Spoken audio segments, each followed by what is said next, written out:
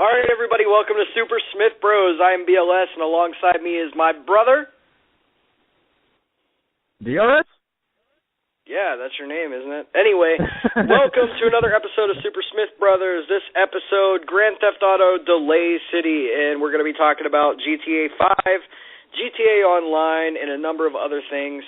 It's been a big week for gaming. We've had some things come out, some announcements of some new technology that is going to alter the current state of video gaming in a big way. It's going to take a while to actually take effect, but, man, it's going to be crazy. We got a lot to talk about. We're also going to be doing, we talked about it last week, we were going to do a synopsis of Metal Gear Solid 2. Instead, we decided to start with Metal Gear Solid 1. We're going to go by release date. So we're going to start with 1, then we'll do 2, then 3, and then we'll do, see, the canon is so fucked up in this series, I can't even remember what order they came out in. So, 1, 2, 3, I guess 4 then, and then Peace Walker is what we'll do. So, we're going to start with 1, we're going to talk about the story, give our opinions, and discuss how it affects the overall series and how it relates to the other games in the series. But right now, I want to make a quick announcement. We are currently broadcasting on the Wrestling Religion Network. And I obviously own and operate the Wrestling Religion Network, but we've decided to take Super Smith Bros on its own, that it would be better as a standalone, and we're going to do a lot of big shit with that. And Dylan, since you are the operator of, it's not going to be a network, it's just going to be the podcast. We're going to build a website and numerous other things. Dylan, go ahead and tell everybody about the future of Super Smith Brothers and where we're going to take this from here. Yes, it's very, very exciting. We're working, currently we have a beta to a Facebook, and we're going to have a YouTube channel, a Facebook, Twitter. You can email us. We're going to have a full website that you can post your own content on, as well as see our content that we have made. We're also changing over from Blog Talk Radio to Spreaker, which is a much higher quality podcasting website. So you can look forward to being able to find us pretty much anywhere, any social media you enjoy. I'm pretty sure that we're going to go towards having a Tumblr, and you're going to be able to look at game shots and videos. We're working towards better sound quality because we know that we do not have the best sound quality, but we are working towards it, and you can look forward to better things like that. And if you would like to email us with any suggestions on places you would like to be able to find our content, or any suggestions just in general, you can email us at thesupersmithbrothers@yahoo.com. And give us some opinions. What do you want to hear about, Give us some input. It's open to you. So anybody who's listening, just give us some input. Let's hear what you want. We played tons of games between the two of us, me being a console gamer, you being a PC gamer. There's very few games that we have not at least heard of, and we're trying to use that, all those wasted hours of gaming to do something productive and give something to, our audience. So also, for the time being, while we're in the process of building our website, moving over to Spreaker, and all the different projects we're trying to undergo with this, you can also feel free to contact us on the Wrestling Religion page on Facebook, and you can also contact me directly, Brandon Lee Smith on Facebook. I'm not hard to find. And, just give us your suggestions, anything you want to hear about, let us know. Obviously, we're not doing a lot of promoting prior to the podcast because it's kind of right now just a nonchalant kind of thing. We don't have a set time. We just kind of do it on Saturdays at whatever time works for both of us. And, so after this, we won't be taking callers right now. In the future, we want to do interviews and try to get people on the air to discuss gaming with us. But for now, we're kind of just starting it off and just getting it off the ground here. So for now, we'll be doing the show. We'll be sharing the link, and then, listen to it. Give us your thoughts. Let us know. Let us know why cats hate each other. Let us know what you think and what you want to hear about. Yeah, side note, I bought a cat about 2-3 weeks ago, and we have another cat already, and these two they don't hate each other, but they don't really get along. It's kind of comical. They'll kind of lay next to each other, but yeah, it's so if you hear cats fighting in the background, don't be alarmed. It's just the new kitten and the older I don't even know, the older cat we have. They can't figure out how to coexist. But anyway, let's go ahead and get into it. Dylan, and the theme for the show today is Grand Theft Auto, and we have, for some weird fucking reason, we have not mentioned Grand Theft Auto 5 at all yet, and I think that it's one of the biggest things to happen in gaming in the past I want to say maybe a year or two. And it's one of the few games that I mentioned it before, I don't typically buy brand new games on release day. Grand Theft Auto 5 to me was a must-own. But first I'm going to let you give your opinion about Grand Theft Auto 5. Prior to its release, what did you think about the announcement of the game? Were you excited to buy it right away? And what were your thoughts of, we'll start with the story mode and, basically the game world, gameplay, all that type of stuff. Right, absolutely. I actually heard of Grand Theft Auto 5 from you. You bought it before me, and you told me what an amazing game it was. You said it was game-changing, so I just had to play it after that because anybody who has been listening to the show knows that Brandon is a very harsh critic when it comes to video games, so anything that he says is amazing has to be good. So I went out and bought it immediately after hearing him say that for $60, and it was worth every penny. The story mode is phenomenal. The story is great. There's so much more you can do than in any other Grand Theft Auto you're able to do. You can parachute, you can fish, you can do whatever you want, really. I mean, you can go golfing, and it's like a full-blown golf game. You can race, you can do all kinds of different things. And also the detail that went into this game is flawless, like down to small details you would have never even thought of. The fact that flip-flops, when you're wearing them, are not actually attached to your feet, and they actually flop like flip-flops should. It's silly whenever you hear about it, but really the detail that is in this game, the graphics are amazing, the sound is amazing, the story is so good. The characters just involve you so much, like you actually get really into your characters. And then they released Grand Theft Auto Online, which is also groundbreaking. There's never been really a true Grand Theft Auto Online. I mean, there was a few that you could play online with your friends and do some death matches and such, but this goes so much further than that. And they really did a good job, but at the same time, there was still, on release, it was missing some things. So, I mean, you being the game critic, let's hear what you thought about the actual online. Well, before we go into online, Grand Theft Auto 5 was, when I heard about the release, it was bittersweet because, honestly, at that point in time, I had no plans to buy the game on release day. Grand Theft Auto is one of those games that they released them so far apart, which is something I love because I spent a lot of time on each installment, that I just kind of wasn't ready to play another Grand Theft Auto yet. The Grand Theft Auto 4 kind of left a weird taste in my mouth. I mean, it was a cool game. It was definitely what you'd expect from a GTA title on next-gen consoles at that point. And, it wasn't a bad game, but it's just kind of – the thing that really broke Grand Theft Auto 4 for me was the camera. You always were in constant control of the camera with the right joystick on the PS3, and it made the game a pain in the ass, especially when driving or doing things like that. Now, the game had a cool story. I felt connected to Nico Bellic, who was the main protagonist in that game. His brother had him come across the sea to come to America in this land of opportunity, had lied to him about mansions, blah, blah, blah, blah, blah, and he had all these riches and things like that. Nico comes over to find out he lives in a shitty little apartment, and he owns a taxi service. And that's kind of where GTA 4 starts. After that situation, GTA 5 just, I don't know. But then I started watching the videos for it. And, they talked about the online. The online looked incredible. And they had some online in GTA in the past, but it was kind of more like a team deathmatch, which is fun because Grand Theft Auto is ultimately all about running over pedestrians and killing each other and just going apeshit like you can't in real life. So when GTA 5 released, I bought the game at midnight, and of course, because there was such demand for it, PSN crashed, and I think I was up till 4 in the morning trying to get the game to download, and it took about, I believe, 9 hours to download because it was such a huge file.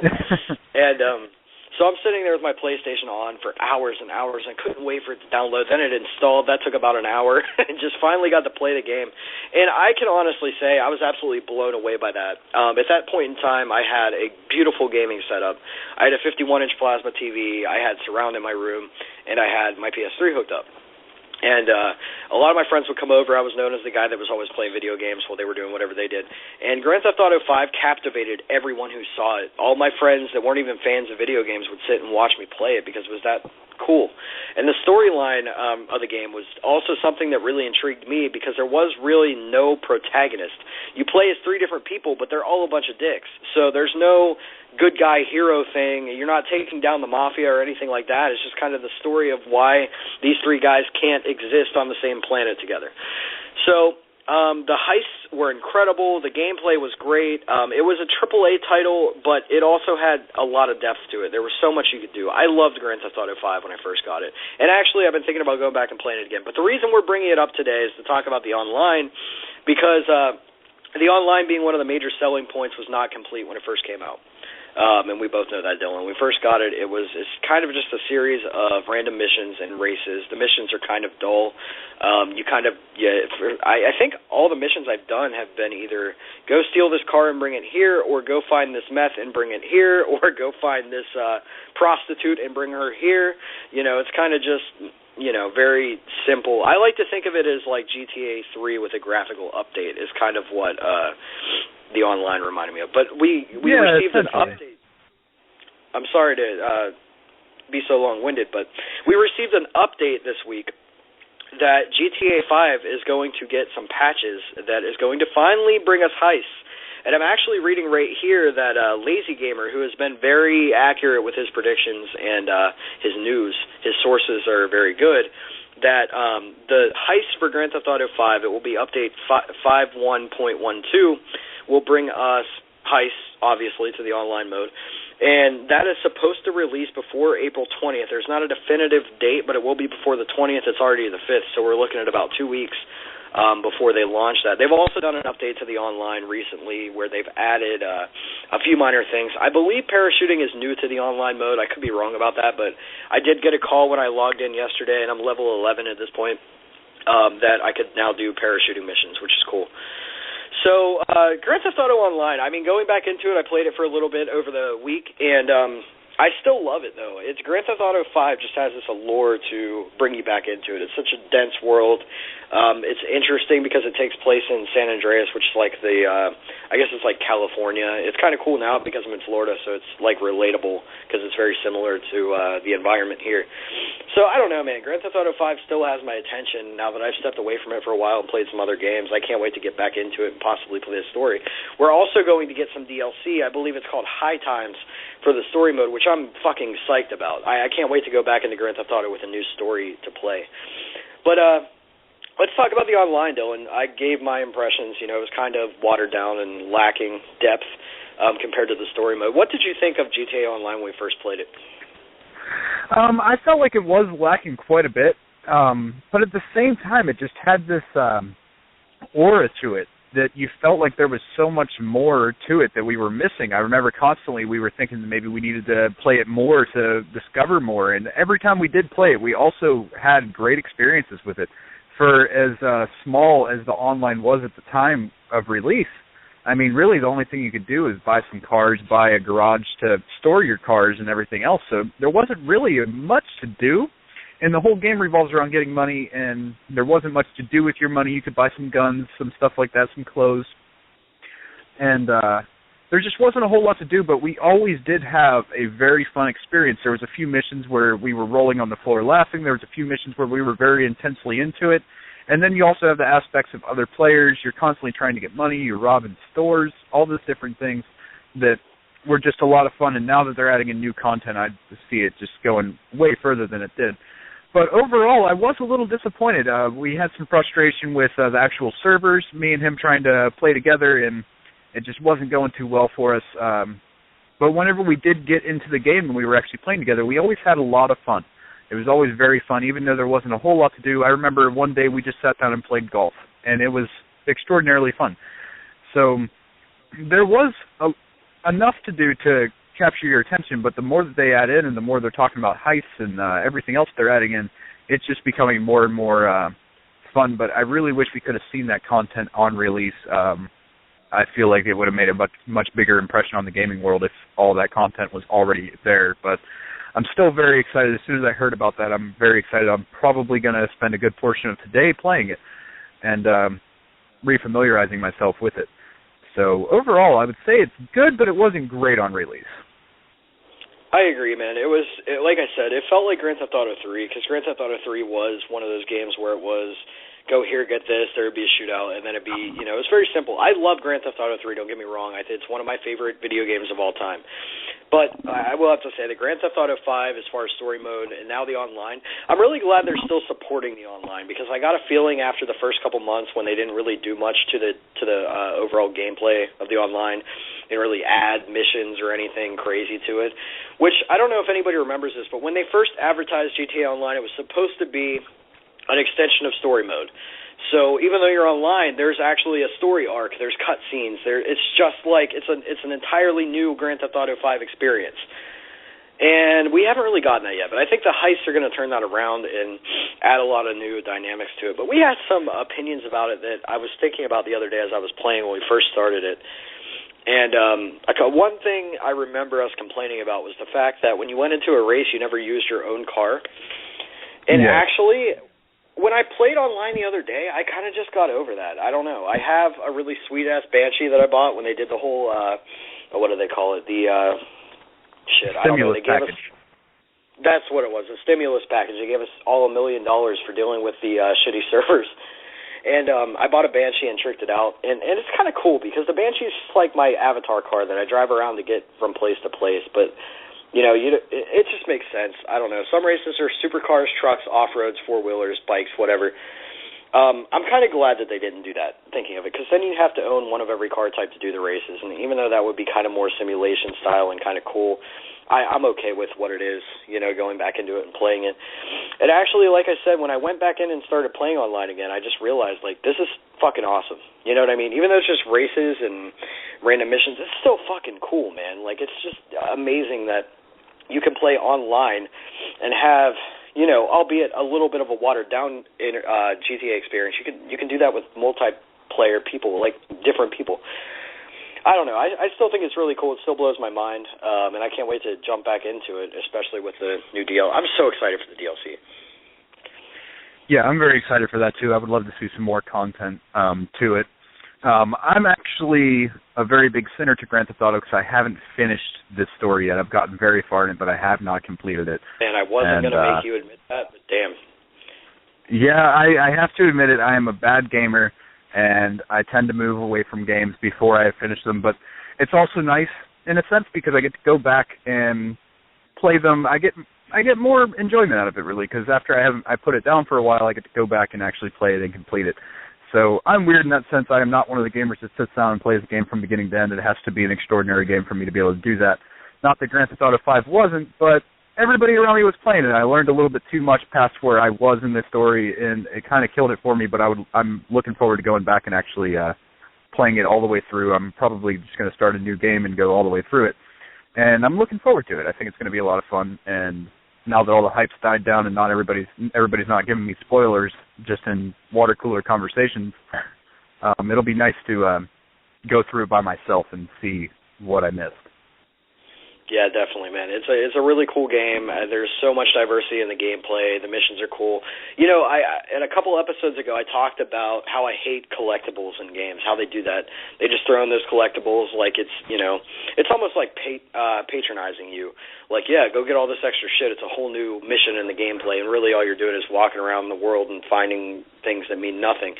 Grand Theft Auto 5 did a great job with collectibles. I actually felt intrigued to find them. There were stunt jumps that you could do, which were a pain in the ass, but I actually completed them. There was the underwater submarine thing, which I actually completed. It's just a bunch of suitcases under the water, and you're in a submarine, but it's fun to go find them. So GTA 5, honestly, I said this to you before, that Final Fantasy VII has been my favorite game of all time. When GTA 5 came out, I changed my mind and said GTA 5 was my favorite game of all time. Now the hype's died down. I've played, you know, both of them a little more. Final Fantasy VII still is my favorite game of all time. But Grand Theft Auto 5 has cracked my top 10 list. It is one of the greatest video games I've ever played of all time, and I have no problem saying that.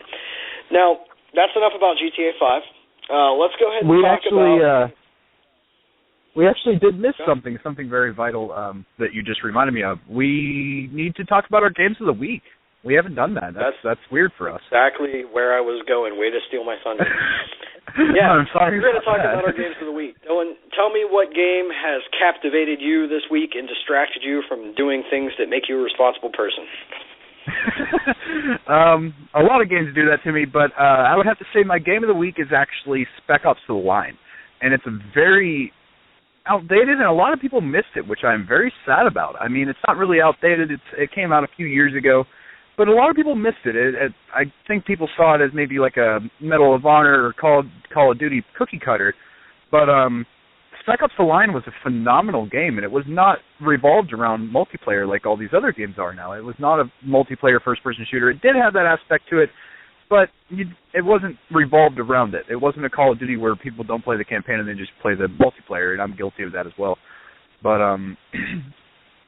it was just a phenomenal game, and I actually went back and I was playing it, and it's a very dark story. It really reveals what a first-person shooter should be, and it takes place in Dubai, and it's just very unique. There's not a lot of things like it. It was very dark. You have a small team with you, and you're just going through it, and the decisions you have to make are so dark, and it actually makes you feel bad. It's the only game where you actually constantly feel bad, but you don't have a choice. Like, you have to make these decisions, and they're always it was a very good example of every decision you would make like that. It's not like you just blow up a compound and you're like, yay, I'm a hero. It was, you blew up a compound and you had to walk through the aftermath and see all the civilians and women and children that you killed in the process. And it was very dark. But overall, it was a great game. There's a huge ending, which is just phenomenal, that really sold the game. And anybody who missed it really needs to go back and play it. It's a phenomenal game, and now it being past its time, is definitely cheap. You could probably pick it up anywhere for under $20, and it's well worth the money. I think it's still worth $60 in my opinion. It's definitely one of the best games I've played in a very long time. See, what's really cool about Spec Ops: The Line is it kind of fits into the overall tone of this show so far. We've been talking about Metal Gear nonstop, which is probably easily one of our favorite gaming franchises of all time, if not our favorite. And Spec Ops: The Line kind of does some of the same things. I've never played the game, but I've read a lot about it. It's one of the games that's on my PS3 bucket list before I retire my PS4. And it's got that same tone that Metal Gear has, whereas it's more than just a video game. It's kind of making the player, make decisions, and it's trying to affect your psyche like Metal Gear does. So, very cool shit, man. And also, it also kind of ties into Far Cry 3, which is another game I've been working on completing. Whereas Far Cry 3, you start off as Jason, the main character. He's the younger brother. Or, no, he's the middle kid, and he has a younger brother and an older brother. And the older brother gets shot and dies, and you kind of hold his neck to try to keep the blood from coming out of him as he gets shot. And it's just, man, it's intense, and it just kind of, it really fucks with you. It pulls you into the screen and makes you a part of the game. And that's one of those, one of the things that Spec Ops does. So it fits right into what we've been playing lately. Yeah, Dylan, that's definitely a game I got to get to at some point here, and we'll discuss it more on the show. My game of the week is, it's going to be, it's Lone Survivor, sorry. It's Lone Survivor. It was a PlayStation Plus exclusive for free, and it's an indie game. It's like, it's hard to describe, man. It's like Nintendo graphics. And what it is it's really pixelated, but it's a survival horror game. So, being that it's called Lone Survivor, it definitely plays in the survival horror theme. It tells you at the beginning to, like any good survival horror game does, tells you to turn your sound up, turn the lights off, and make sure nobody's going to interrupt you so that you can be fully immersed in the game. And it's really fucking weird. It's completely confusing. You wake up and you kind of walk around and you see these zombies, and the zombies play off the light, so you have to stay in the dark to hide from them, or they'll see you and they'll eat you. Then you kind of wake up in your bed and you just walk around this hospital. I'm not sure if it's a hospital or if it's like an apartment building or what it is, because like I said, it's like Nintendo graphics, so it's kind of hard to figure out exactly what's going on, but it's really, really in depth, and it really sucks you in. So it was kind of cool. I played that the past couple days a little bit, and yeah, I think it's really awesome that indie developers are going back to the Nintendo style of graphics and creating these brand new games, because they don't need a ridiculous amount of graphical content to make the game immersive to me. I've always been a fan of Nintendo games. I go back and play different Nintendo titles all the time. Last year I beat the original Legend of Zelda for the first time. I play Super Mario all the time. It's another one of my favorite games. So, yeah, man, Lone Survivor, it's on PSN. If you're a PlayStation Plus subscriber, it's free to download. And also, PlayStation Plus has been fucking awesome this year so far. Dylan, when you first signed up for it, which Dylan has the PlayStation Plus subscription, I just kind of leech off him because there's no sense in us both having it because we kind of share online accounts anyway. It's been really cool, man. They've had a lot of really good games. Another free game this month is Arkham City, which is great because I've needed to play that for a while so I can get Arkham Origins, and I just haven't. And now it's free, so I really don't have a good excuse not to.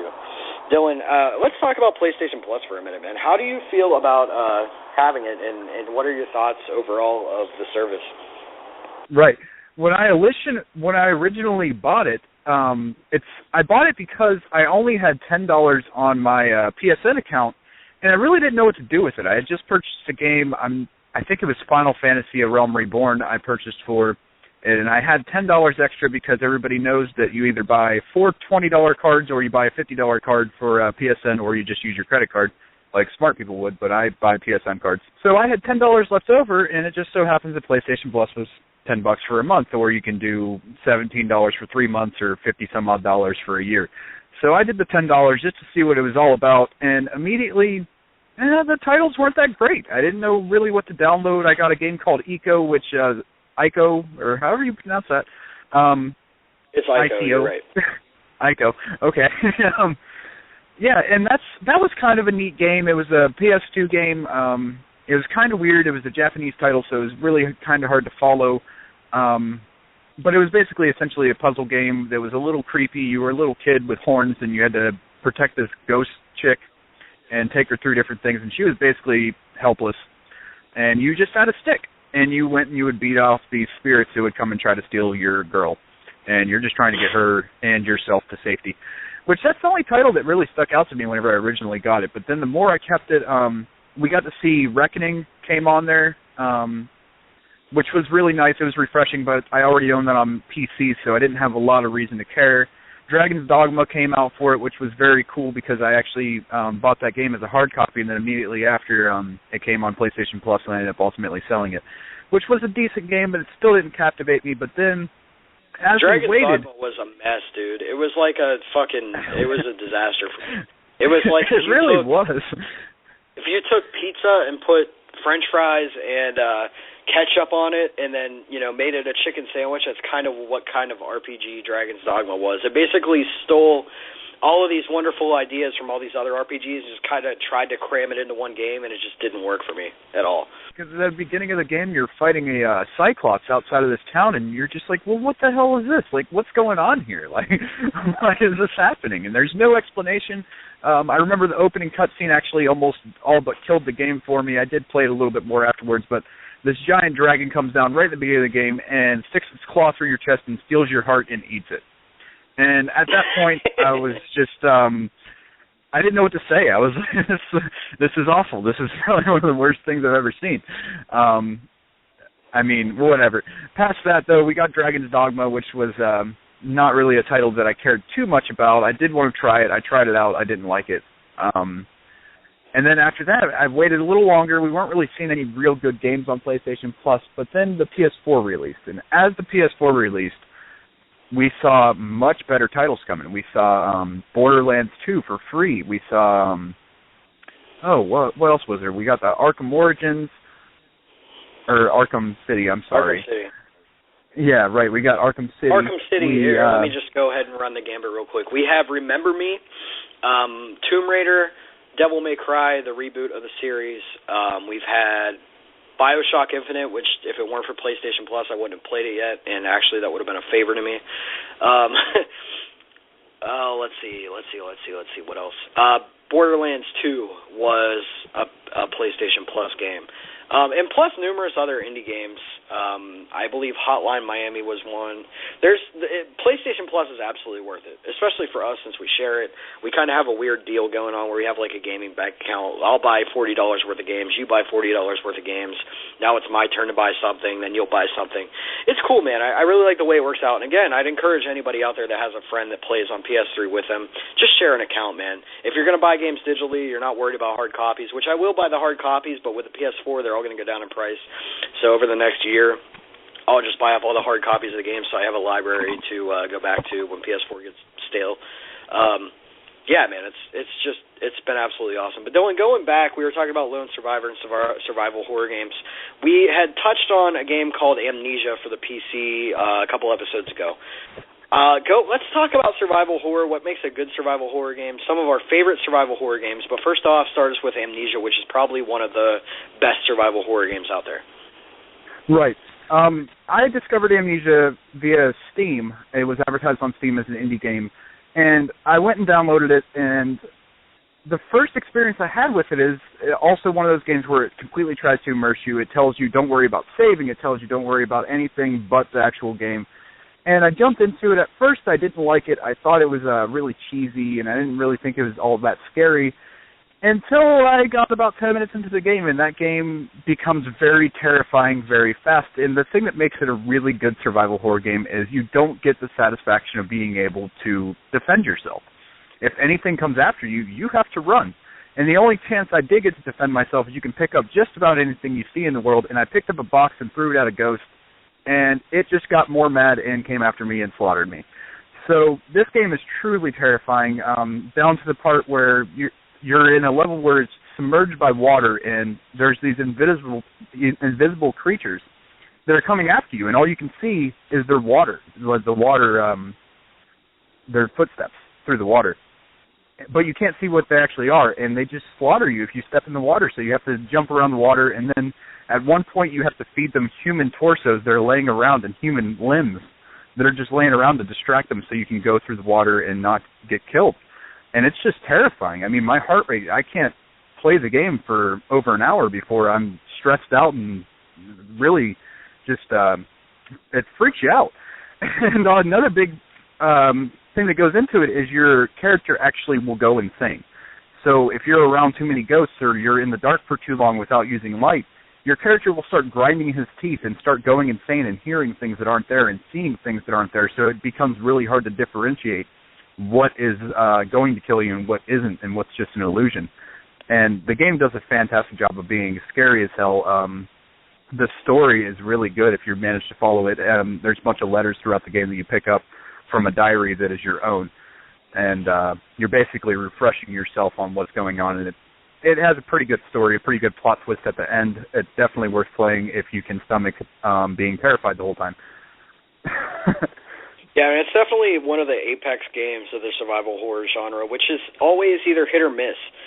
Some of my favorite titles in survival horror, I remember the first one I ever played was Resident Evil on the PlayStation 1. And Resident Evil was fucking scary, man. When I was a kid, and I was new to that. Nobody had ever really tried to make a horrifying video game before. I mean, you had some that maybe kind of trickled that aspect into things. I mean, there was some really campy shit going on the Nintendo with like games like Castlevania and Ghosts and Goblins and things like that. But they were nowhere near what was actually possible. And Resident Evil really piqued my interest in that genre because I'm a big horror movie fan, so it's perfect. It's like a match made in heaven. And man, I just really enjoy a good survival horror game. One I've been playing recently on the PS4, which is a PC game also, is Outlast. I've mentioned it a couple times. Outlast is a lot like Amnesia. Well, actually, I think the breathing system in Outlast is done a little better than Amnesia. The way the breathing sounds, it's kind of more realistic. And, dude, Outlast is horrifying. It's you're a reporter. You go into this insane asylum. There's all these fucking weird, disfigured. They're not zombies. They're actually people that have had these weird medical tests done on them. And some of them are violent. Some of them aren't. You never really know if it's okay to walk up to one or not. They might eat you. You know, it's crazy. It's a really good game, and it's a first-person game. And with the PS4's graphics, it looks really good. Other than that, man, thinking about Dead Space, which I'm not sure you could. I guess it technically is a survival horror game. The first Dead Space was really, really good. I'm trying to think. What other ones have we played recently? There was one that came out. Go ahead. There was a big one back in the day called Condemned, and I believe that game was very good as well. Condemned was a great game. It was one of the first games I ever played where your only way to tell if your gun was loaded or not is you had to pull out the clip and look at how many bullets you had in the clip, and it really didn't tell you. Like, if you ran out of bullets, you were fucked. and you had to pick up a pipe or axe or whatever you could find laying around to defend yourself. And that was a very scary game too. I remember I loved the Condemned series. It was just a very creepy game. We saw Silent Hill, which was around the Resident Evil time. It was very similar to Resident Evil, but with a different story.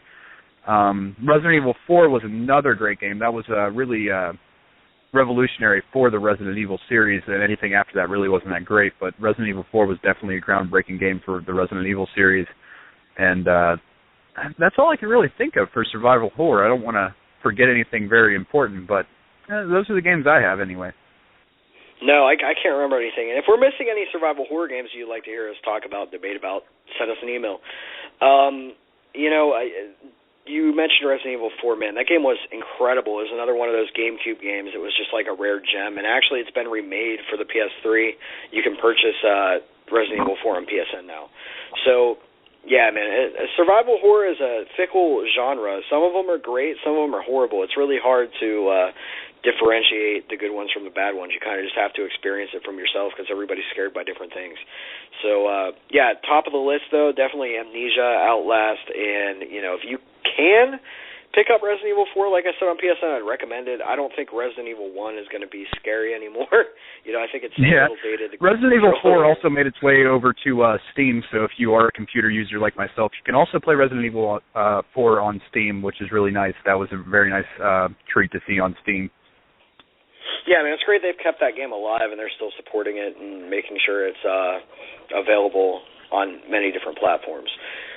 So, Dylan, we've talked about our game of the week.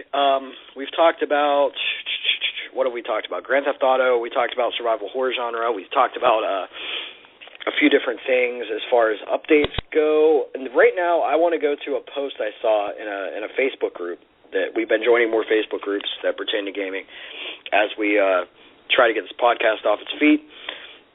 There was a post this morning about the most boring game you've ever played, and there were a lot of different answers in there. Mine, the first thing that came to mind when I posted in the comment section was Assassin's Creed Brotherhood. And I don't know why, but for some reason, that game just struck me right away as soon as I saw the post as the most boring game I've ever played. Dylan, tell us about some of the most boring games you've ever played, or one that stands out to you in particular, when I say boring. Really, with boring, the first thing I thought of was World of Warcraft, because, as you know, I was a World of Warcraft player for quite a long time, and through the original vanilla World of Warcraft and Burning Crusade, I loved the game. I was never bored with it. But then we hit Wrath of the Lich King and Cataclysm and Mists of Pandaria and all those awful expansions, which I'm sure there's a lot of you out there that would disagree with me, but they were truly awful compared to the other content that was out in different games that weren't multi-billion-dollar companies making them, such as Rift, Dawn of War, Age of Conan. All those games were good. They were actually small gems, but they just got shut down by Blizzard. But really, World of Warcraft is just a really boring game. I couldn't do a few things without getting bored and just basically killing myself just for fun. But I think a lot of people would agree with that. World of Warcraft's a pretty boring game. What else you got? Boring games. Oh, man. Brotherhood, anyway, for me, the reason it basically ruined the series for me. First of all, we talked about this last week. They keep pumping out games that are all basically the same thing, and it's just there's not a whole lot of innovation in each title other than the sea battles in the most recent one. But overall, Assassin's Creed is just outstayed its welcome, in my opinion. And when I played Brotherhood, Assassin's Creed 2 was phenomenal. And it was one of my favorite games at that point that I played, and especially in the Assassin's Creed series, because the first one was so vanilla and bland and repetitive that the second one just totally took that and turned it on its ear, and gave us a whole new experience where you were building a castle, I guess, and building shops. You were buying new clothes, you were buying new weapons, upgrading things. It gave it an element of RPG that made it very immersive for me. The story was phenomenal. I loved the main character. But then you had Brotherhood. Same main character, same overall concept, same gameplay, and the story was fucking horrible. I was so disappointed with the ending to Brotherhood. I won't give it away for anyone that might actually want to go torture themselves for 40 hours and try to play this game. But, man, it was just a copy and paste of 2, and it was so disappointing that I just gave up on the series altogether. Now I just don't care about Assassin's Creed at all. It's hard to care about it with how many installments they have that are cookie cutter, but, yeah. Exactly. It's just, oh, my God, man, so fucking frustrating. But other games that were boring for me, I think of a lot of Nintendo titles. We mentioned Batman Forever last week. I think Batman Forever on the Sega Genesis is one of the most boring games of all time, and frustrating as well. I mean, it's very repetitive. The boss fights are shit. It's just an awful game. Other boring games, man. I'm really definitely Prototype. I had a lot of fun with Prototype on the PS3 whenever I first got my PS3. And Prototype was a lot of fun for maybe a couple hours. The story was pretty interesting, but then they let you free roam, and that's a mistake. It's not very often that I say an open world is a mistake. It definitely was. It gave you too much freedom and too much power, and it was really hard to concentrate. I really just wanted to go around and kill people in creative ways, which sounds really awful, but it was just, I didn't have any real desire to go through the game anymore. They gave me a lot of powers, and they gave them to me very quickly, and then I just wanted to go and mess around with them, and I was very bored with the story, and I would say that's a pretty boring game as far as everything else. I think Infamous does it much better than Prototype did, so as far as keeping you interested in what's going on in the story rather than, hey, look, I'm a superhero and I can kill everything. Oh, I got one for you. Do you remember Pitfall on PlayStation 1? Oh, my God. Yes, I do. That game was fucking horrible. And actually, it's kind of a reboot of a series that happened on regular Nintendo called Pitfall. In the regular Nintendo series, one of my favorite YouTube videos of all time is Angry Video Game Nerd's review of Pitfall. Man, the game makes no sense at all. You're basically supposed to go rescue this princess from these caves, and you get hit by these weird enemies, even if you jump over them. It's just, the game is full of bugs, and it's just shit. It's absolutely horrible. So they remade the game on PS1 and kind of relaunched it. Just as boring. You die in the most nonsensical ways. Your character doesn't do what he's supposed to. The controls are terrible. One of the worst games I've ever played, especially as far as entertainment value goes. Because I can play a bad game if it's entertaining. Some games are so bad they're good. I mean, just like movies, TV shows, things like that, music even. Right.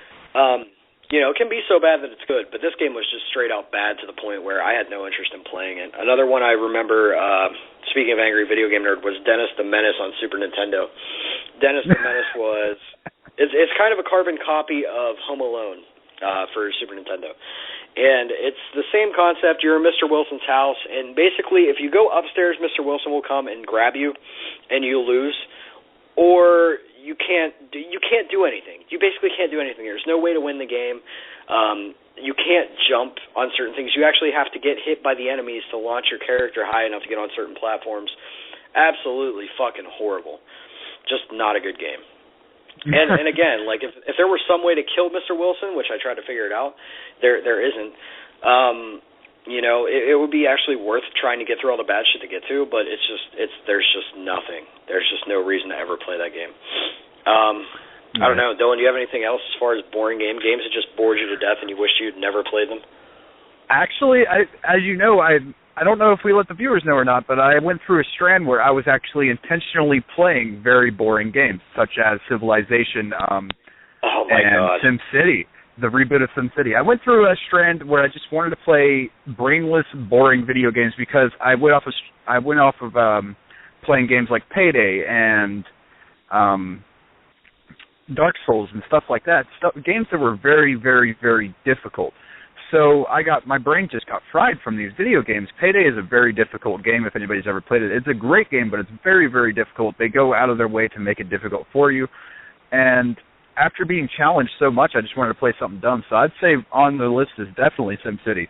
I bought that game just out of boredom, and it was just there to bore me. It was there to pass time mindlessly, and there's really not a whole lot of substance to it. I thought it was great at the time because it did what I wanted. I wanted a game where I didn't have to think, and you really don't have to think.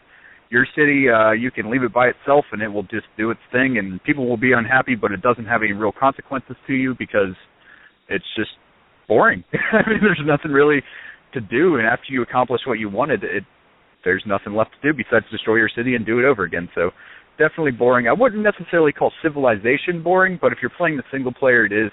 Multiplayer LAN with Civilization actually tends to be a little bit fun, but you always got to wait on people to take their turns and make decisions, and that gets boring really fast as well. Actually, I was reading a book as I was playing Civilization, and that's the true mark of a boring game, so there's two for you. That's the epitome of boredom right there. If you're reading a book while you're playing a video game, you're fucking bored.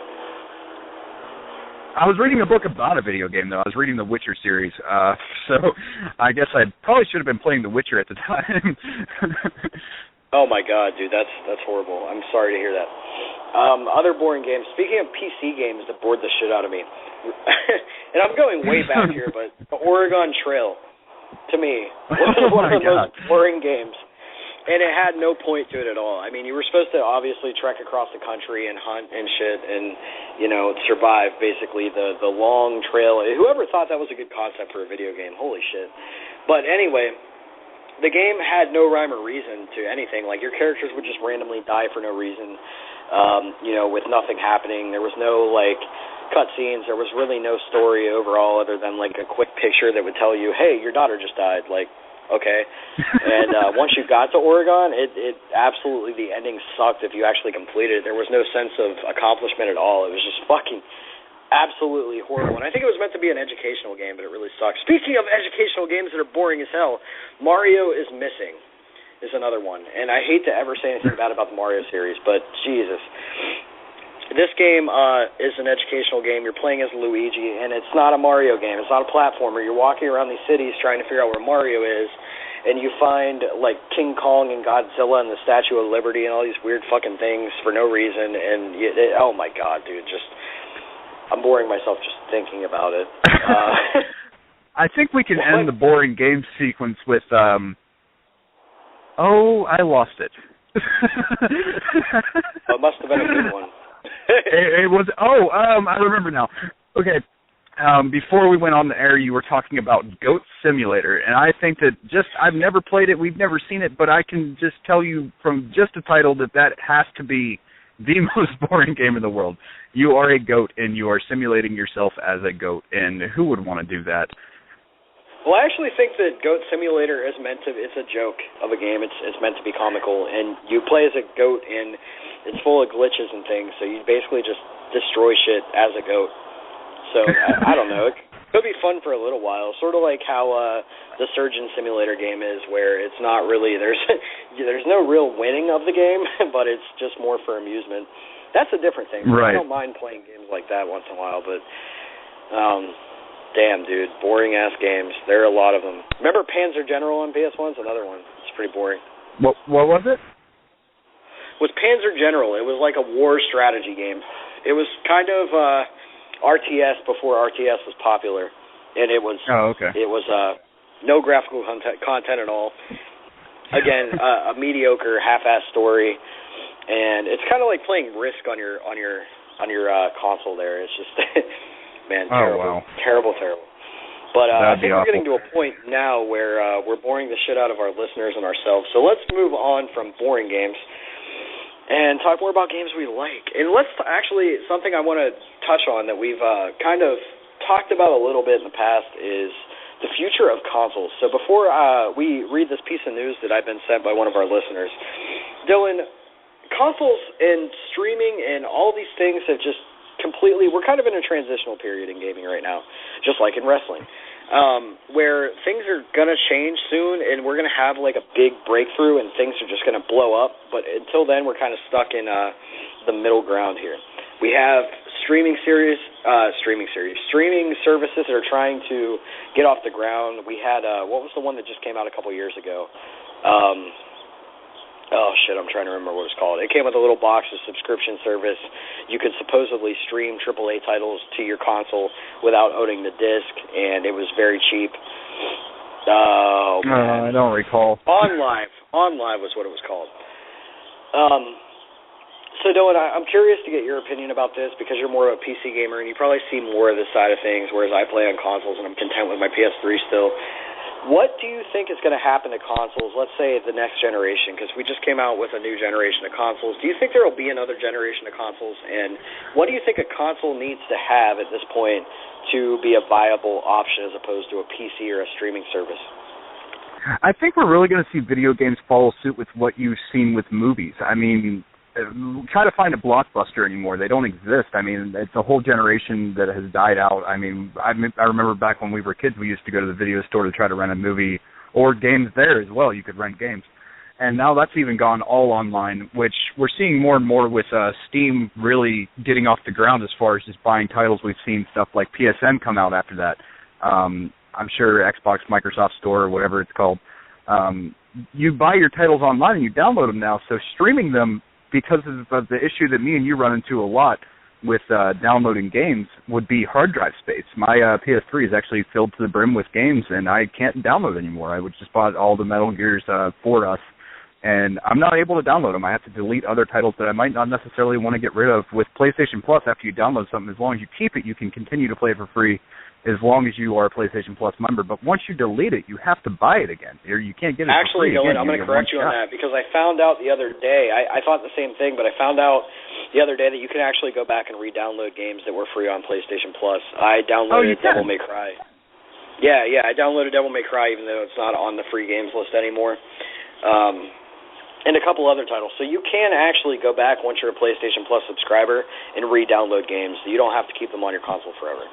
Well, there's another reason to love PlayStation Plus. I really think a lot of things that came from the PS4 coming out, a big issue that everybody had is you had to pay for PlayStation Plus. But I feel like if you're not actually paying for that service, you're missing out on a lot of the capabilities of the console. There's discounts, there's free stuff you can get every month, and you're missing out on a lot if you don't have it. But moving on from that, the actual future of consoles, I don't know if we're going to get another generation of consoles or not, seeing how they're normally spread out by a tempo of maybe 8 years that we see these consoles live for.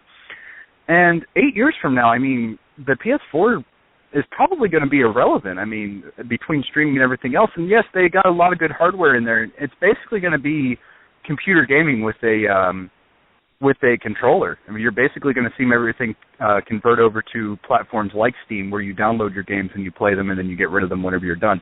But the good thing about that is once you buy a game, there's a game out there that I know you've done the same thing I have. We bought Oblivion, Elder Scrolls Oblivion. I've owned that game, hard copy, probably about 7 different times before I finally bought it on Steam, and now I just have it forever. So anytime I want to go back and play it, I can. Speaking of games that are boring, Elder Scrolls. Yes, Elder Scrolls Oblivion. It was a great game at the time, but now if you try to go back, it is extremely boring. You're much better off with Skyrim.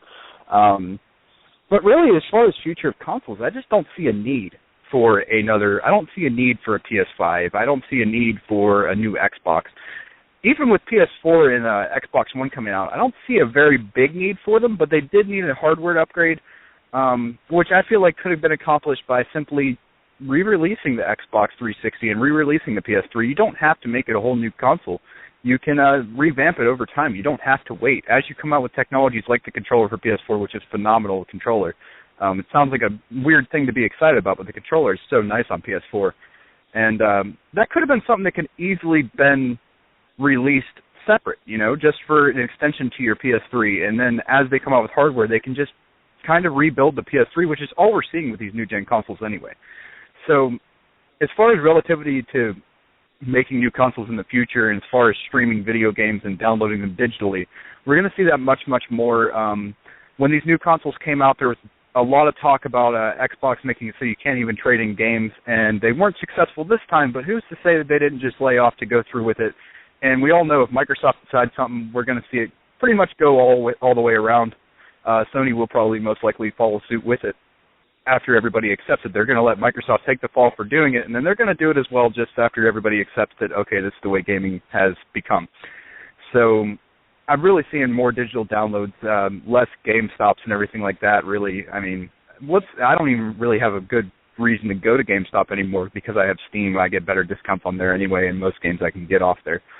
So I would rather see consoles go towards more of a Steam. And we actually were excited for the Steam box, too, and I would love for that to go around because I would love more console gamers to get into computer gaming because there's a lot to be discovered with computer games. Absolutely, man. And we're talking about this to lead into our next topic, which is the Amazon Fire TV. Now, Amazon has monopolized the world of books. I mean, you rarely see people going to a bookstore to buy books. We have Kindle now. You can download any type of text you want to digitally to your cell phone, to your Kindle, to your computer, whatever you need to do. And now Amazon is targeting, well, Amazon says they're not targeting gamers, but they're absolutely full of shit looking at this article. So the Amazon Fire TV is a streaming box very similar to a Roku or any type of those devices, Apple TV, etc. And what it is it's basically so you can stream, because Amazon has their streaming video service on it's available on consoles. I have it on my PS3, Amazon Instant Video. And basically this box is $99 for the base model, but if you want to, you can pay $140, which is ridiculously cheap in my opinion. And you can get a console that comes with an actual gaming controller that you can still stream these boxes, these digital videos, etc., onto your system. Now, these people have gotten a hold of some gaming developers to help work to develop for this console. They've gotten the developer from Killer Instinct, Double Helix on their side. They've got Portal designer Kim Swift, the developer of Far Cry Clint Hawking, and the writer of Halo Eric Nyland. And basically this system, here I'll read you the specs right here, the hardware specs in front of me. The dimensions are 4.5 inches by 4.5 inches by 0.7 thickness, and it weighs 9 ounces. The CPU is a Qualcomm Crate 300 1.7 gigahertz quad core. It has a GPU Qualcomm Adreno 320. It has 2 gigabytes of LPDDR2 RAM at 533 megahertz, 8 gigabytes of internal storage. It has Wi-Fi, dual band, dual antenna. It has Bluetooth capabilities. It has an HDMI port, a Toslink optical audio port, a 10 to 100 Ethernet, a USB 2.0, and a 5.5 millimeter DC for power supply, which is actually really cool. And then you get the Amazon Fire remote, the TV remote, and the gaming controller, the power cord, and 2 AAA batteries, I'm assuming, for the controller because it's going to be wireless. You'll need an HDMI, and you can actually connect, because it has the USB on it, whatever game controller you'd like. So it's sounding a lot like the Steam box. Now, real quick, going forward, we have a fucking huge list of games. Now, a lot of them are they're not AAA titles, they're not huge games for the most part, but I'll read through the ones that stand out to me the most. The free titles, The Walking Dead Season 1. Which is by Telltale Games, and it's available on PSN. I actually have it. It's great, based on the comic book. Let's see what else we have. We have a bowling game, Dead Trigger 2, Zen Pinball HD, which is a free-to-play title, Dead on Arrival 2, Shadow Pass 2, Fibbage, Vendetta Online. Now, moving forward, we have a 99-cent range, which includes games like Motorbike, Puddle, Dream Fight, Super Dadlo 2, Super Mega Worm, Quiet Christmas, Melee Man, and Range Man. But then for $1, wait a minute, did we just go from 99 cents to $1? It's 1 cent more for these games. This is $1 plus, so like $1.49, $1.29. So these games are so cheap. Let's see, Tank Riders 2, Mini Golf Mundo, Grand Truckismo, Sonic CD, Monster RPG 2, Sonic the Hedgehog 2, Sonic the Hedgehog, and those are $3 for the Sonic games, which are around $15 on PSN. Sonic the Hedgehog 4 is $4, $15 on PSN. Crazy Taxi, which is one of my all-time favorite games. Minecraft Pocket Edition, NBA 2K14. And listen to this, NBA 2K14 for $8. That's fucking incredible. Ridiculous. That is incredible. Now, Amazon is trying to say they're not... There is one thing I have to add to the whole streaming games. A lot of RPGs, anybody who's a computer gamer out there knows that the new MMOs are making it so whenever you're patching the game, while the patch is downloading at a certain point where it downloaded all the core content, so everything's mostly there, you can play the game while it's downloading now, which is essentially streaming the game. And a lot of free trials and such have gone that route where you make your account and it just streams the game as you're playing. And it's awful. It's really hard. It's very glitchy. It's there's a lot of pop-ups in it. It's actually very bad. So I would hate to see the gaming go straight up streaming, because you're going to see a lot of issues with that if you don't have an incredibly fast internet connection, or if you're one of those gamers that don't have internet connection at all and just play single-player games. You're not going to be able to do that anymore, and that's heartbreaking. I mean, and having every game streamed, they're going to really have to step it up, the actual streaming service, and make it viable, because I see this actually failing miserably, really. I mean, if every game's going to be streaming and it's going to be downloading as you're playing it, I mean, even downloading a discography while you're playing with not very good internet, as you would know, will slow down your game. When we were playing Battlefield 4 on the PS3, we were having issues with connection issues and such with just slow internet while you're doing other things on the internet, even uploading YouTube videos. So streaming is just going to be awful. I don't know about that, Dylan. I think that it's going to improve over time, like all things. I think the technology's there; it's just not being implemented correctly yet. But with a powerhouse like Amazon backing this, I mean, think about it. Amazon owns basically books now. They also own movies now. You know, the streaming service is insane for movies. It definitely contends with Netflix, other than the pricing. I think the pricing is quite off when it comes to Amazon Instant Video. But with this type of a thing happening, I mean, this is kind of what OnLive wanted to accomplish. Again, they're using titles that are not too demanding right now. But I could see as time goes on this getting, and if they keep pricing the games like this, holy Christ. Honestly, I buy most of my games from Amazon anyway because their prices are so much lower than a GameStop or anywhere else, and you can buy the titles new. So you can get like a new copy of, for example, we were talking about Arkham City. You can get Arkham City for about $14 on Amazon in wrapping with the instruction manual. As opposed to going to GameStop, I could probably find it for like $4 or $5 at GameStop, but it's going to be used, and it might not have the instruction manual. It might have a little damage to it. Yeah, I think Amazon is really onto something here, and I think that it's going to affect how things are done. But worst case scenario, I think Sony and Microsoft will just come up with their own type of streaming service, and it'll be the future. But anyway, that's why I said it last year when they announced the PS4 that I don't think there will be a console beyond PS4 and Xbox One. I think that this will be what we have, and we'll get streaming services. They might do updates, like you mentioned earlier, to the console and release new versions of it, but I really don't see gaming going forward as a console thing anymore, which is kind of disheartening to me, being a console gamer my entire life. So I don't know, man. We'll see what happens with that. Another development we've gotten this week in the realm of overall future of gaming, before we break into our Metal Gear discussion, because that's where we're going to go here next. But right now, I'm reading a report that Sony is working on a project called Project Morpheus, and what it's going to do is create virtual reality gaming, which is obviously the next step. Now, we've seen glimmers of this in the past, the Virtual Boy, which was a fucking train wreck. We've seen what did Microsoft have? The Kinect. Kinect was kind of a virtual type of thing. But these guys are talking full immersion. You're actually in the game. You no longer have a controller. You're off the couch, and you're actually the controller yourself, which I think is really cool. So just skimming this article, the future of gaming is looking like Sony Online Entertainment is going to create a virtual reality and augmented reality experience that down the line will replace what we know now as gaming. So VR and AR are things that are extremely exciting to Sony, and they're really believing that this is the future of gaming. I'm reading this from IGN. Last month, Sony officials announced its virtual reality head-mounted display project. It's called Project Morpheus. It features a 1080p display and a 90-degree field of vision. And it's not going to cost $1,000 for the tech, and it will not launch this year. And that's about all the info we have. Microsoft is reportedly working on another type of AR virtual reality initiative, which has not been named or officially announced. And outside of a handful of tech demos, Sony has not announced any games that will be supported by this. It is teased that Project Morpheus will support games down the road. So it's going to be like how when you go and buy a PS3 title now, some of them say 3D on the front. So if you have a 3D TV, it'll be compatible with that. Here's an official quote from, let's see, who is actually the guy here?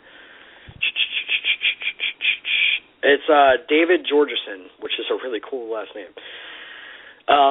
Here's a quote from David Georgeson of Sony Online Entertainment. I will tell you this, though. I'm hugely interested in Project Morpheus, he said, so we'll see what happens. That's the quote. So Sony Online solid quote. Yeah, I know. I don't know what to think about that. So Drive Club developer Evolution Studios experimented with Project Morpheus but the results left much to be desired, so it's definitely in its early stages. Now the game will not have any VR support whatsoever. So it's looking like as of 2015 we might be able to actually do this, and I see the device here. It's kind of it looks like a headband, and it has a visor in front that goes over your eyes, and it's kind of how you do it. Dylan, man, your thoughts. Would you want to wear a fucking piece of headgear to play video games? I don't know, man. What do you think? It really depends on how functional it is. I mean, I think that's really every gamer's dream, is to actually be able to get up off your couch and play a video game. I mean, occasionally, yeah, you like to lay back and use your controller and just look at the game. But if we can actually play a game and actually be fully immersed in it, it's going to give a whole new level to gaming, and it's really going to have to be executed flawlessly. Like you said, the Kinect was supposed to be very similar to that. It was supposed to be very interactive gaming, up off the couch, and anybody who has a Wii or Kinect knows that you can still sit on your couch and bowl. And it's going to have some very sound technology to actually make this function the way that they plan, and it's going to be a big breakthrough if they can actually pull it off. But that's going to be the real thing there, is can they pull this off? Yeah, I've always thought that, like, playing games, like, I'm a big fan of the Fallout series, and I always thought it'd be really cool to be actually walking. And plus, it implements a sort of exercise. I mean, imagine if video games became like an athletic thing, where, you know, we now have competitive gamers, which I think is kind of stupid. I'm not a big fan of professional gaming. I think it's kind of ridiculous. Oh, excuse me. I think it's kind of ridiculous. But I mean, it could come to a point where you might actually have to be an athlete to play some of these games. That would be fucking phenomenal for me. I would love that because, you know, a lot of people get up and go to the gym. You know, it'd be cool to get up and just go, you know, and say WWE 2K14, I'm going to go wrestle, you know what I mean? And in some form have, I don't know how that would implement. It'd be crazy. It's just going to be something. Yeah, and really at what point does it become where it's not a video game anymore and you should pretty much just go out and do it? Not saying that you should go out and play Grand Theft Auto for real. With a wrestling game or anything like that, like at what point does it get too realistic to where you're better off just doing it for real? Right. Yeah, I can absolutely see what you mean there. But yeah, guys, that's all we have for this week so far. We're going to go ahead and jump into our Metal Gear synopsis. We're going to discuss Metal Gear Solid 1 on the PlayStation 1 for the next 20 minutes, and then we're going to call it a day. So let's go ahead and we're going to run through a really quick overall plot line of Metal Gear Solid. So, Dylan, you have a much better memory of this than I do. Every time you remind me what happens in this game, I just think to myself, holy shit, Metal Gear Solid 1 is fucking awesome. So I'm going to stay quiet for a few minutes, and as quickly as you can, run us through the story of Metal Gear 1 in the best order that you can. Okay, and don't execute me if I am wrong, because I'm doing this all by memory. I haven't played the game in years, so... well, I'll correct you. Don't send us nasty emails or anything of us getting some of this a little bit wrong, because this is totally on the fly. But basically, Metal Gear 1, you're Solid Snake, and you're listening to the Colonel, which is basically your boss. He talks to you via a codec, which is a implant into your ear that stimulates the ear bones and all that crazy things that they managed to think of. So you're swimming up on this dock platform, and there's a few guards around in an elevator. Your ultimate goal at that point is just to get to the elevator and get into this compound, which is known to us now as Shadow Moses.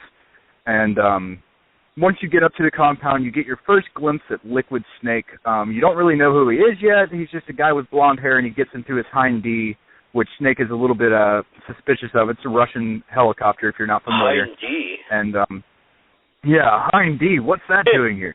Anyway. So then you infiltrate the compound, hopefully without being seen, because it is a stealth tactics game, and you shouldn't make it a goal to be seen by everybody, although you can if you would want to play that way. You infiltrate the compound. Snake does, by the way, deliver a nasty arm drag in that game. Snake is like Ricky's arm drag. He does. He can knock anybody out on demand, and actually I do recall there, if you go at that point in the game and go to where the Hind D was, there's some spotlights where you'll be spotted instantly. And if you have the patience, you can actually take out every guard that's available in that area to the point where if you get seen, nobody will come after you.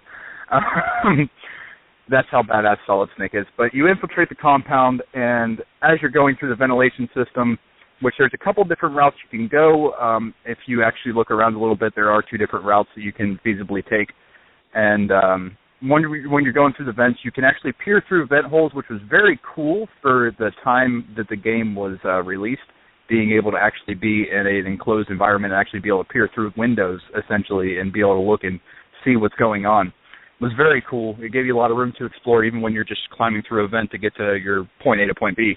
You get a phone call from McDonald Miller, which is an old friend of yours, I guess. They never really go into too much detail, but it's essentially Liquid Snake impersonating him for you to basically fuck with you. Once you get into the compound, your main goal is to find somebody called the DARPA Chief and Baker. These guys both hold the codes to launch this nuke, which is known as Metal Gear. And you're trying to stop that. So you're going to make sure that they didn't talk and get them out of there. Upon finding the DARPA Chief, which you find through various different ways, you actually have to kind of scope out the place a little bit and find out where he was, and then you rescue him. And as he's talking to you, he has what appears to be a heart attack, which they deem to be a death from fox dye, which you really don't know too much about yet. And if you were looking before, you can find a girl that's in the cell right next to his cell, and shortly after your cell door opens that he was in, he's dead on the ground, and she yells at you because she managed to escape and steal a uniform. Pretty soon you're swarmed by guards. You fend off the guards. She runs away, says thanks for the help, and you have no idea who this chick is. She's just a random chick that was locked up in a cell, and you're like, what the hell is this girl doing here? After that, you have to go find Baker because you already messed up your mission. I mean, DARPA Chief's already dead, so let's go find Baker now. Let's try to salvage this stuff. So you go to the bottom floor. It's kind of hard to find Baker. The only clue you have is some of the walls are painted differently, which if you explore enough, you manage to find out that if you put C4 on the wall and blow it up, that you can get through the walls, which is another very cool system that they had in the game for its time. And upon finding Baker, he's strapped to a pole with tons of wires going through and C4 wired all through, and Revolver Ocelot is sitting there waiting for you. You get into a gunfight with him. After winning the gunfight, a cyborg ninja comes out of nowhere and just slices his hand off, and that's another character. You have no idea what's going on at this point. There's just some crazy stuff. So Ocelot runs away, missing his hand. The cyborg ninja decides he's going to split as well and just leave you and Baker to it. And you're talking to him, and he also has what appears to be a heart attack and dies. And he gives you a disc. You go back upstairs to this hangar, and you sneak past your guards and all that stuff, and the colonel calls you and tells you that you need to call that girl. You need to call this number. It's on the back of the package, which was totally breaking the fourth wall. It's awesome because anybody who owned the game, actually I had trouble with it the second time I actually played through the game, because what it's telling you is to look at the back of the case of the game and dial the frequency for in the game. Played the game. You find a disc in the game, and you're actually trying to figure out what's on the back of it. Dylan, I'm going to stop you there. We're kind of going to change gears a little bit here. The first thing I want to mention, looking at the back of the game case to find the codec frequency for Meryl was the first time Metal Gear broke the fourth wall. And Metal Gear is great for that. As we talked about last week, I actually am under the impression that this game is nothing but I believe that this game is actually played by Raiden. You are supposed to be Raiden, and it's a simulation to prepare you for the next game in the series. So anyway, let's go ahead and continue and get through the plot. So where are we now? We found, we contacted Meryl by looking at the back of the game. Yeah, you contact Meryl, which she says that she's Meryl at that point, and she's very impressed with you. She's calling you a legendary hero, which is the first real thing you hear about Snake. You never really knew that he was that much of a legend, and then all of a sudden they just let you know that you are this legendary hero. And it really makes you feel good about Snake. It really makes you like it. Sorry to interrupt you. Let me point out something real quick. The reason for the whole game, and I've just found this out, I'm not sure I knew this before, the reason the whole game is happening is because Liquid has acquired Metal Gear Rex. And the reason he's threatening to launch a nuke is because he wants the remains of Big Boss in his possession. So those are his demands. Once he gets the remains of Big Boss, he'll call off the attack. But that's the whole situation here. But anyway, Dylan, sorry to interrupt. Go ahead. Right, no problem. So Meryl's talking to you and everything else, and she actually opens up a cargo door for you in which it's filled with laser beams, and if you manage to tap one, by not knowing where they are, because they are invisible unless you are smart enough to figure out how to get past them, which I don't want to spoil that because that's a really cool thing in the game. So anybody who maybe for some reason hasn't played Metal Gear, that's a cool little Easter egg that I don't want to spoil for them. But you get past those laser beams, they're invisible, and you're outside in this big snowy area where you get a call from somebody who calls himself Deep Throat, and he lets you know that there's mines all over the field and that you should find a mine detector. If you look around for the mine detector, it is obtainable to you at that point. But if you don't, you can crawl on the ground and not get blown up, which the mines are pretty deadly. They will kill you pretty easily, too. And if you crawl over them, you can actually pick them up and use them as your own weapon, which is also very neat. And then after you get through that minefield, you see a giant tank, and Raven is in the tank. And after you manage to defeat Raven, he gets a call from Liquid Snake after he lets you pass, and Liquid says, no, just let him go, let him take the card key and get through this door, just don't kill him. And Raven says to Liquid that he's underestimating what Snake's capable of and that you shouldn't do this, you should just take him out now. But he won't let him, so they let Snake pass and he continues on his little adventure. So you get into the next room, and at this point, you got to refresh my memory. I don't really know what your goal is. I think Meryl at this point is telling you what you need to do. She's telling you to meet her. Well, not yet. At this point, you go into the next base, and you find Deep Throat. And then you need to go, you get to a point where you're kind of at a dead end, and you need to go find Otacon. Right, so, I was trying to figure out what the story plot at that point was. I can't really remember. Why are you going to meet Deep Throat? I know you end up bumping into him after the big Nikita thing where you take out the electric floor and all that, but what is the purpose for this? Why are you there? Well, I can't remember. Because Deep Throat was a past character in a game called Metal Gear 2, which is actually a PC game that I'm going to have to go back and play because I've never played it before. But anyway,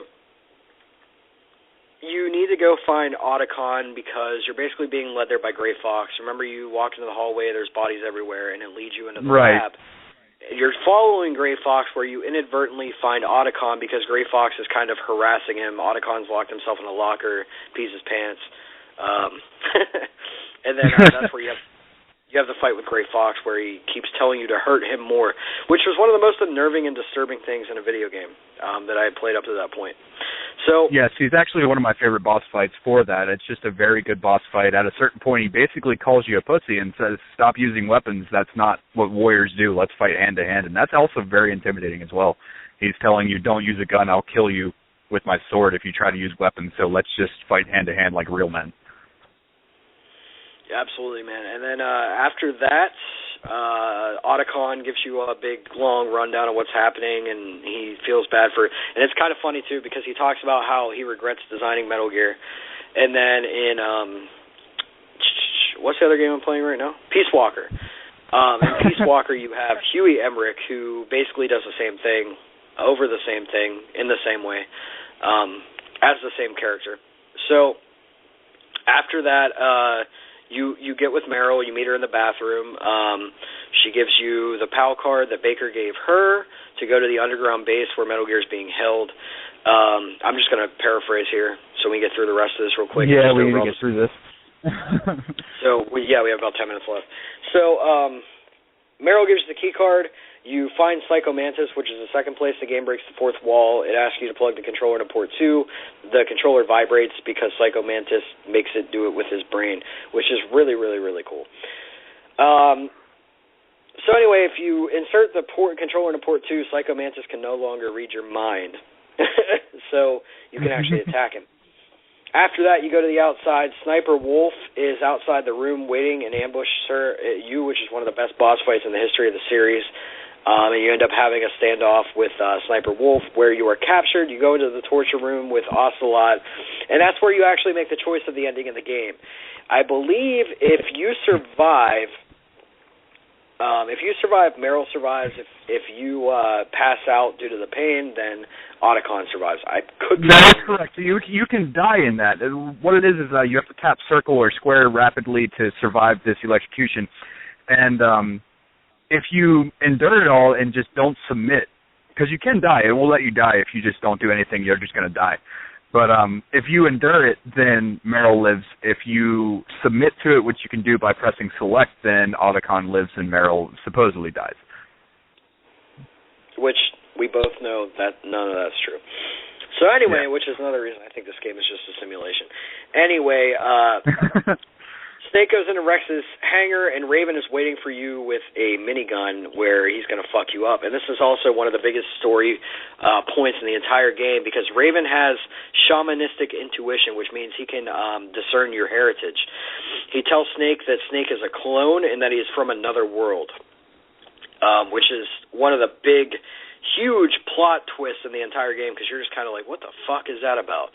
So then you fight Raven, and the man you saw die in the beginning of the game is actually not the DARPA chief, but his name is Decoy Octopus.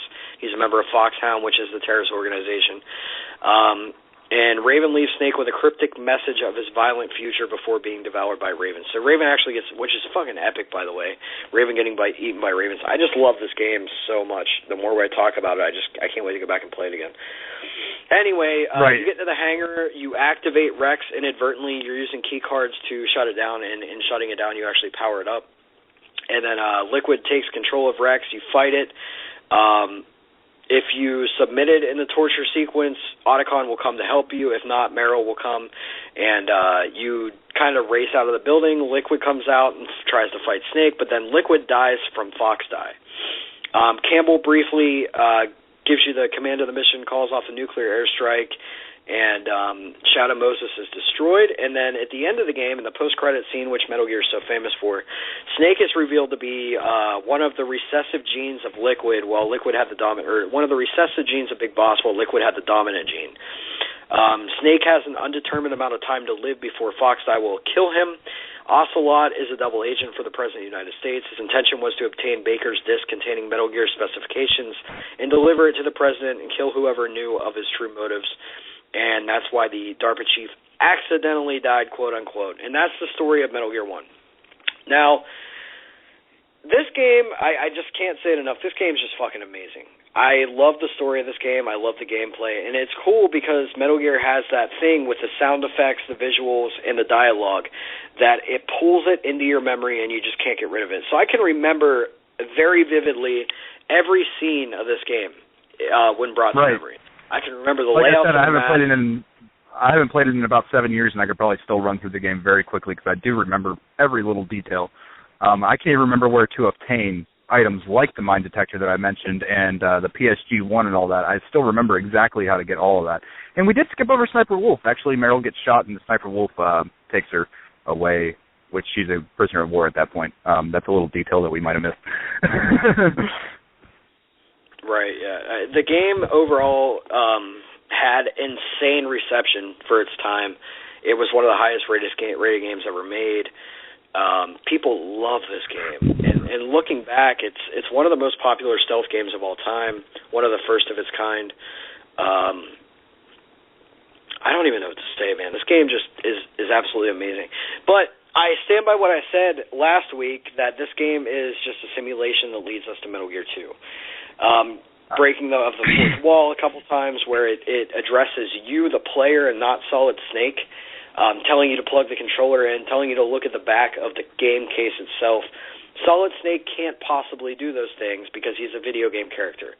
You are the only way that Snake can ever progress by doing those. So, man, that's just cool as shit. I'm sorry. I'm so blown away by how good this game is. It brings back so many good memories for me. Metal Gear might have been the game that made me a gamer, to be honest with you. This game on PS1 really just changed everything I thought I knew about video games. Dylan, I can honestly say the same thing. We played that on PS1 when we were very young, and it really changed our gaming careers. Careers, that's kind of funny. But no, we started with a demo, because every PlayStation came with a demo disc. Our parents, being not so smart, bought us a PlayStation but didn't buy us any games. So we just had all these demos, and we were playing all these random-ass PlayStation. Tomb Raider, I can actually probably name everything on the demo disc. We had Tomb Raider, we had WCW Nitro, Metal Gear Solid, Crash Bandicoot. Pitfall was one of them because it was fucking awful. And this other superhero game, not the Incredibles. It was some weird-ass superhero thing. It was bad. But I don't remember. This game, we played this demo for hours on end. It's just hours on end. And it was like barely a snippet of the entire game, and we just played the living shit out of it. and loved every second of it. But Dylan, overall the story, how do you think it plays into the overall series of Metal Gear? And what do you think of? Do you think it's a simulation? Do you think it's true events? What's your opinion about the overall? It's such a staple in the series, and I'm such a big fan of the Metal Gear series that it's hard for me to believe that it's a simulation. But the more and more we analyze these games, the more and more I do start to believe that it could be a simulation, because nobody really knows where the whole Metal Gear series is going, because it's not really going anywhere. It's purposely not going anywhere, and it purposely repeats itself, so it's kind of hard to tell whether anything is real or anything is fake, or what was supposed to be real and what wasn't. But overall, this sets the grounds for everything that you're ever going to see in any other Metal Gear game. It really defines what a Metal Gear game is, and any Metal Gear game you play, you automatically compare it to the first one. I mean, because the first one is the first in the series. Every game afterwards follows suit with it. So, I mean, it's just a staple. It is the grounds for what makes a Metal Gear game, and it also sets the story, which, if there even is really a true story, who knows? I mean, this could all be a simulation. We could be absolutely right where 2 is riding, and from that point on, nothing else is real, and nothing before was real. 2 may very well be the only real game, which who knows if that was real. So it's really hard to tell. I think we're going to see a lot revealed in Metal Gear 5, hopefully. It would be nice if they would actually tell us somewhat what's going on. But that's kind of a neat thing about Metal Gear. They don't really tell you anything, so you got to figure it out for yourself. Yeah, man, that's what I love so much about the series. Now, we're ranking the series, and we're not including the PC games. Dylan, me and you are going to have to go back and play them. We're going to have to find downloads or something, or maybe actually find the disc somewhere. But we will go back and play the PC versions. Now, the NES versions of the games were horrible. The Metal Gear games had critical acclaim on PC, but when they ported them to NES, they were absolute dog shit. So we're going to go back and play the first 2 on PC. That's our homework for this week. So without those 2 games, let's pretend those 2 aren't part of the canon, which they are. We'll add them in as we play them.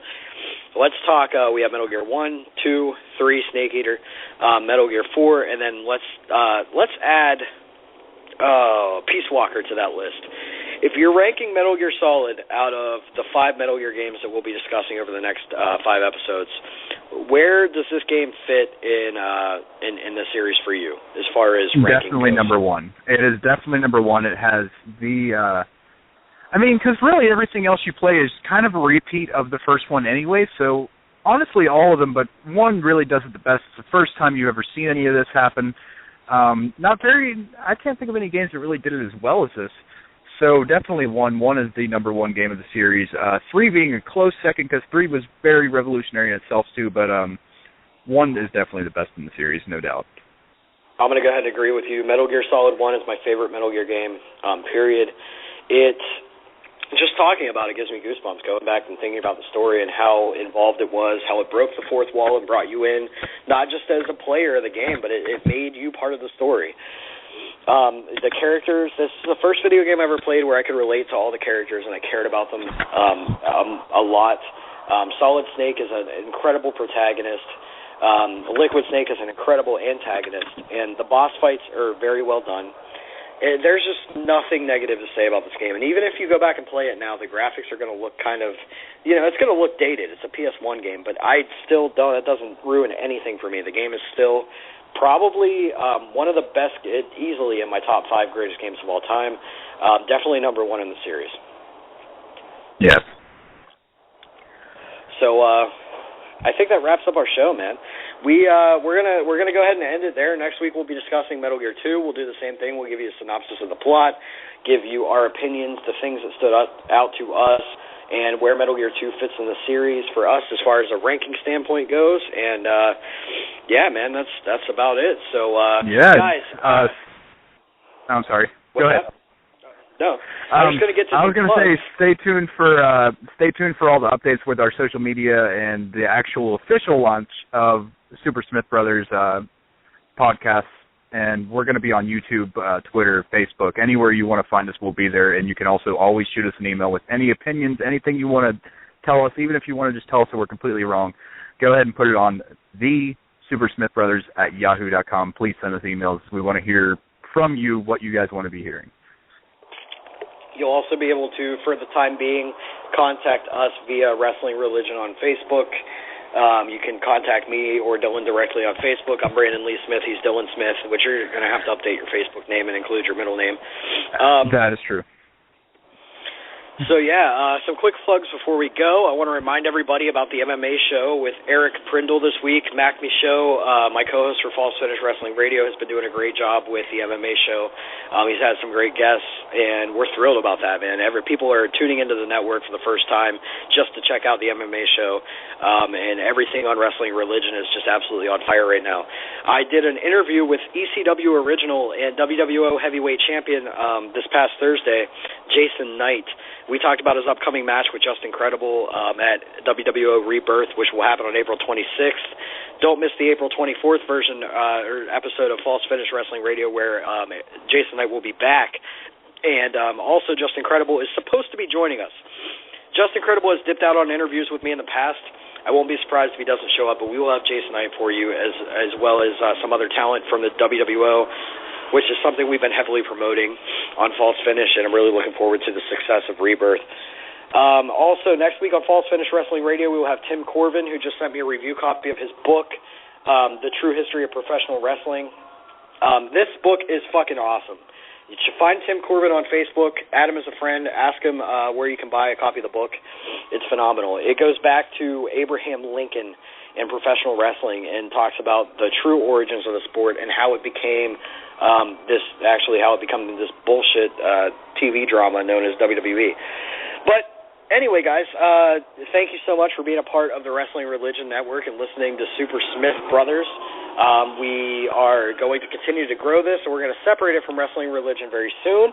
But for now, Wrestling Religion is your place for all things gaming, MMA, and professional wrestling. And with that, the cops are after me. I have 5 stars, and I got to run. Thank you for tuning in. I'm BLS. He's DRS. We'll see you next week.